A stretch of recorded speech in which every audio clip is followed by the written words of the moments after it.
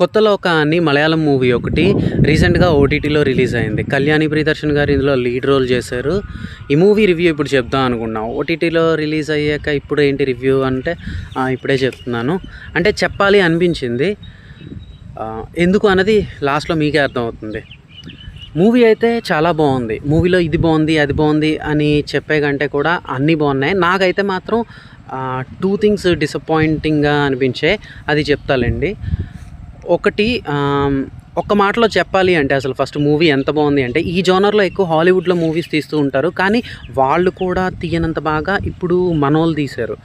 అందులో అయితే మాత్రం ఇది నిజంగా ఒక అచీవ్మెంట్ అని చెప్పాలి. చాలా బాగా తీశారు. అయితే నాకు 2 థింగ్స్ డిసప్పాయింటింగ్ అన్నాను కదా. ఒకటి నేను basically action lover. So action కొంచెం ఇంకా ఎక్కువ ఉంటే బాగుండు అనిపించింది.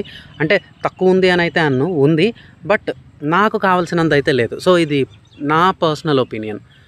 సో తక్కువ ఉంది యాక్షన్ అని అయితే బట్ నాకు కావాల్సిన దానికన్నా అయితే తక్కువ ఉంది. 2 నాకు డిసప్పాయింటింగ్గా అనిపించింది ఏంటంటే, కొన్ని మలయాళం మూవీస్లో లాగే ఇందులో కూడా యాంటీ హిందూ ప్రోపగెండా ఉందేమో అనిపించింది. అంటే మూవీ మొత్తం ఏమీ అనిపించలేదు, కానీ ఒక్క దగ్గర విలన్ నేను దేవుణ్ణి అన్నప్పుడు వెనక హిందూ దేవుళ్ళ చిత్రపటాలు అవి కనిపిస్తాయి, అక్కడ అనిపించింది. యాక్చువల్లీ మలయాళం మూవీస్లో ఇది చాలా కామన్గా ఉంటుంది. కొన్ని మలయాళం మూవీస్లో చూస్తూ ఉంటాం ఇలాంటి ప్రోపగెండా. ఎలా అంటే ఇప్పుడు జనగణమన కానీ, లేదా అమలాపాల్ గారిది టీచర్ మూవీ, ఇలా మీరు కొన్ని మూవీస్ లేదా మీరు చూసినవైనా ఏవైనా ఒకసారి గుర్తు తెచ్చుకోండి, మీకు తెలుస్తుంది. ఎలా అంటే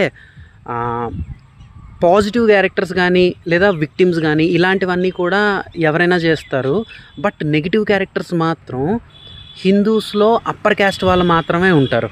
అంటే విలన్ కానీ ఇలాంటి నెగిటివ్ క్యారెక్టర్స్ ఏవైనా కూడా మీరు ఎప్పుడైనా ఈసారి మలయాళం మూవీస్ చూస్తున్నప్పుడు ఒకసారి అబ్జర్వ్ చేయండి, మీకే అర్థమవుతుంది. ఈ మూవీలో కూడా నేను ఈ ఒక్క దగ్గర ఒక షాట్ చూశాను అంతే, మిగిలిన చోట ఎక్కడ అయితే నేను ఏం చూడలేదు. బట్ ఎందుకని అంటే, ఒకరిని పొగడొచ్చు పోనీ, అంటే మందాన్ని మనం పొగుడుకోవడం తప్పు కాదు, కానీ మరొకరిని అలా ఇన్సల్ట్ చేస్తూనో నెగిటివ్గా చూపించడం అన్నది అంత కరెక్ట్ కాదు అనిపిస్తుంది. బట్ మలయాళం మూవీస్లో ఇది చాలా కామన్గా చూస్తుంటాం మనం. మరి వాళ్ళు ఎందుకు అలా ఉంటారో సరే. ఏదైతేనే మూవీ అయితే మాత్రం సూపర్గా ఉంది, చాలా బాగుంది.